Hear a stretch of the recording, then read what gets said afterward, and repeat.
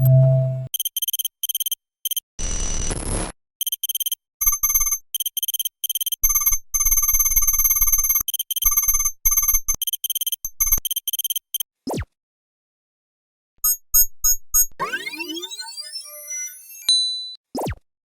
nama saya Ravendra Fariski dan saya ingin menganalisis salah satu perusahaan yang bergerak di bidang teknologi, yaitu Nvidia. Sebelumnya, Anda pasti pernah mendengar atau mempunyai GPU yang bernama GeForce. Nah, GeForce ini berasal dari Nvidia Corp. Nvidia Corp adalah perusahaan yang bergerak dalam desain dan pembuatan grafik prosesor, chipset, dan multimedia software terkait. Bahkan, dapat dibilang, Nvidia adalah perusahaan yang mempopulerkan konsep grafik prosesor. Sebelumnya, pasar GPU ini dapat dikatakan close to zero. Akan tetapi, Nvidia melihat potensi demand sehingga dia menjadi pionir di GPU dan menjadi market leader di industri ini. Di 2021, Nvidia mendapatkan revenue sekitar 24 miliar dolar atau mengalami peningkatan sebesar 10 miliar dari 2020. Sekarang, Nvidia mendominasi market share di GPU yaitu sekitar 80%, tetapi kompetitor utamanya yaitu AMD mulai membuat pergerakan yang tidak bisa diabaikan oleh Nvidia. Bahkan, akan ada beberapa pemain baru di industri GPU seperti Apple dan Intel.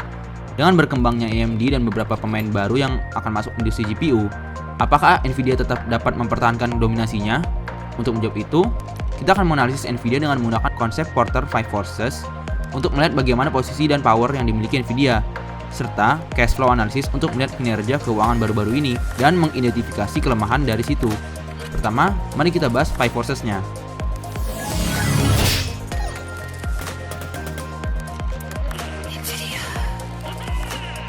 Bagi yang belum tahu, 5 Forces adalah framework yang dikembangkan oleh Michael E. Porter dari Harvard Business School 1957. Teori ini didasarkan pada konsep bahwa ada 5 kekuatan yang menentukan intensitas persaingan dan daya tarik suatu pasar. Framework ini akan membantu kita dalam memahami kekuatan posisi kompetitif Nvidia saat ini dan kekuatan posisi yang mungkin akan ditujunya. Yang pertama adalah threat of new entrants. Threat of new entrants tergolong sangat lemah. Hal ini dikarenakan modal yang dibutuhkan untuk memasuki pasar GPU tergolong besar. Selain itu, jika perusahaan mempunyai modal untuk masuk, dia harus mempunyai inovasi teknologi seperti GPU yang jauh lebih kuat untuk bisa bersaing dengan pemain yang ada. Nvidia sebagai market leader dengan 80% market share juga membuat trade of new entrants rendah. Tunggu, tadi bukannya dibilang Apple dan Intel mulai masuki industri ini? Jadi mudah dong? Iya, tapi harus diingat, Apple arguably perusahaan terbesar di dunia dengan market cap tertinggi untuk saat ini. Sedangkan Intel adalah perusahaan besar juga yang sudah main di chip komputer. Jadi trade of new entrants masih tergolong sangat rendah. Kedua, ada trade of substitution. Direct kompetitornya cuma AMD, sedangkan Apple tidak bersaing secara langsung. Selain itu, produk Nvidia mempunyai kualitas yang bagus dengan harga yang lebih murah. Produknya juga sudah dipercaya dan tidak diragukan lagi oleh para konsumen. Namun AMD baru-baru ini mulai menyaingi GPU Nvidia dengan membuat GPU yang lebih kuat dan lebih mahal dari Nvidia. Mengingat pasar GPU ini memiliki customer yang tidak price sensitive, tentu saja ini tidak bisa diabaikan. Jadi trade of substitutes tergolong rendah. Ketiga, ada bargaining power of supplier.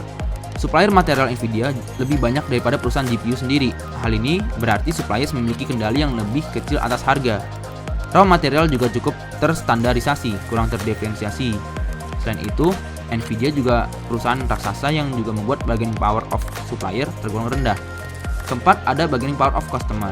Pertama, adanya faktor high switching cost. Selain itu, kualitas produk di industri ini sangat penting sehingga membuat customer tidak price sensitive. Mereka akan membayar mahal jika artinya mendapat produk yang lebih berkualitas, dan diferensiasi produk dalam industri ini tergolong tinggi, yang berarti bahwa pembeli tidak dapat menemukan perusahaan alternatif yang memproduksi produk tertentu. Semua itu membuat bargaining power of customer rendah. Dan terakhir, ada competitive rivalry. Walaupun perusahaan yang bersaing dikit, mereka semua mempunyai market cap dan valuation yang tinggi. Hal ini membuat kompetitor juga sudah dipercaya oleh konsumen. Terus, walaupun diferensiasi produk dalam industri tinggi, strategi penjualan juga berbeda. Contoh, strategi Nvidia dan AMD. GPU Nvidia walaupun tidak sekuat AMD sekarang, tetap tergolong lebih dari cukup dan mempunyai harga yang lebih murah, sedangkan AMD sekarang mempunyai strategi untuk menciptakan GPU yang lebih kuat tetapi dijual dengan harga yang lebih mahal. Strategi ini dapat bekerja karena seperti yang tadi sudah disebutkan, customer di industri ini tidak price sensitive dan mementingkan kualitas yang ada. Hal ini membuat competitive rivalry di Nvidia tergolong tinggi.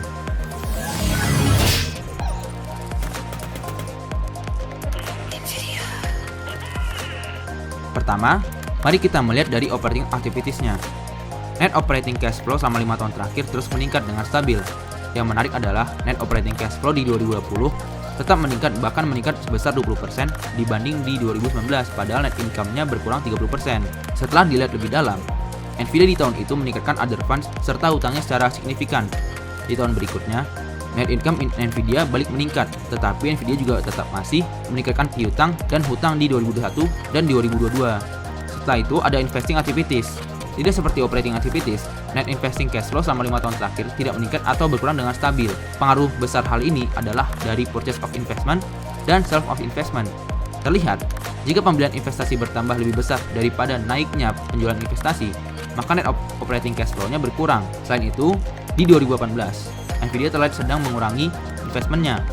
Purchase of investment sangat kecil dan bahkan menjual beberapa fixed asset.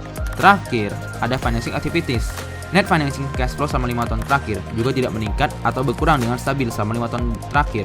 Hal pertama yang terlihat adalah pembayaran dividen meningkat seiring dengan penjualan common stock. Setelah itu, free cash flow yang dimiliki Nvidia atau bagi yang belum tahu adalah sisa kas yang dimiliki oleh perusahaan setelah investasi dan membayar kegiatan operasionalnya terlihat terus meningkat. Yang menarik adalah free cash flow meningkat 30% dari 2019 ke 2020 atau kedua terbesar selama 5 tahun terakhir walaupun itu merupakan tahun pandemi. Selanjutnya, kita akan masuk ke rasio-rasio yang ada. Pertama, current ratio. Rasio ini digunakan untuk mengukur kemampuan likuiditas perusahaan dalam jangka pendek. Nvidia memiliki current ratio yang sangat baik karena dalam 4 tahun terakhir, Nvidia memiliki current ratio di atas 4. Setelah itu ada quick ratio. Rasio ini digunakan untuk mengukur kemampuan suatu perusahaan dalam menggunakan aktiva lancar tanpa persediaan untuk membayar utang jangka pendeknya. Lagi-lagi, Nvidia memiliki quick ratio di atas 3 sama 4 tahun terakhir. Terakhir ada debt to equity ratio.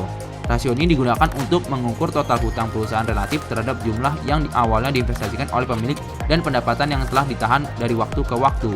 Debt to equity ratio Nvidia tergolong baik karena selama 4 tahun terakhir angkanya semua di bawah 0,5.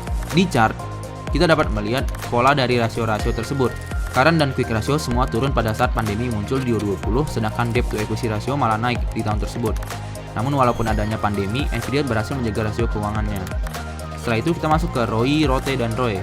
ROI atau Return on Investment adalah seberapa besar return perusahaan dalam melakukan investasi.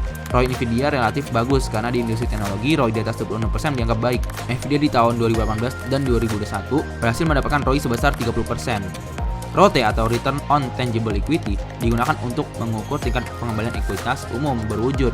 ROTE Nvidia dapat dibilang konsisten kecuali di tahun 2019. Di tahun tersebut, ROTE-nya jatuh sekitar 50%.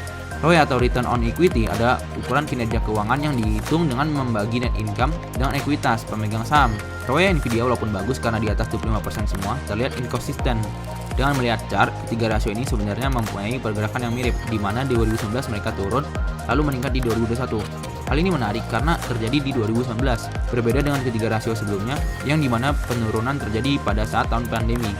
Jadi, setelah menganalisis menggunakan framework 5 forces dan cash flow analysis, Nvidia masih in their A-game, mendominasi pasar GPU serta tidak terlalu kena efek dengan pandemi, membuat Nvidia salah satu perusahaan powerhouse di bidang teknologi. Namun, Nvidia masih mengalami persaingan yaitu dengan rivalnya AMD dan pemain baru seperti Intel dan Apple.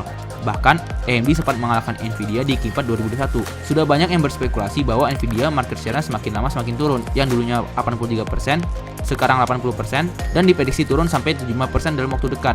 Apalagi dengan strategi AMD yang membuat GPU mahal tetapi lebih kuat. Nvidia tidak boleh diam saja dan tetap harus menjaga dominansinya, atau bahkan menaikkan market share-nya.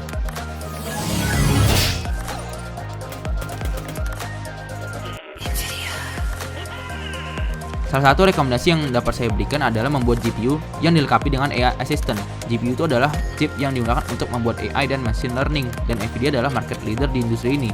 Jadi bagaimana jika Nvidia berkolaborasi dengan perusahaan AI dan membuat chip yang dilengkapi dengan AI yang dijual konsumen biasa seperti kita untuk membantu pengguna dalam tes apapun? Misalnya nih, mengorganisasikan file di komputer secara otomatis daripada kita bikin folder terus mengorganisasikan sendiri. Dengan chip yang dilengkapi AI ini, dia bisa melakukan dengan kecepatan yang jauh lebih cepat. Ini adalah salah satu contoh bagaimana chip ini dapat memudahkan pengguna. Pihak yang terlibat dalam rekomendasi ini adalah para decision maker dari Nvidia beserta R&D timnya. Setelah itu untuk penjualannya tentu saja ada marketing timnya dan sales timnya. Walau mahal, ingat, customer di industri ini memilih quality over price. Jadi dengan adanya kabar Nvidia mengeluarkan chip yang dilengkapi oleh AI untuk membantu pengguna melakukan tes, tentu saja akan mengalahkan GPU dari saingan dan akan menjadi headline di dunia teknologi. Itu saja analisis yang dapat saya berikan. Terima kasih dan sampai jumpa.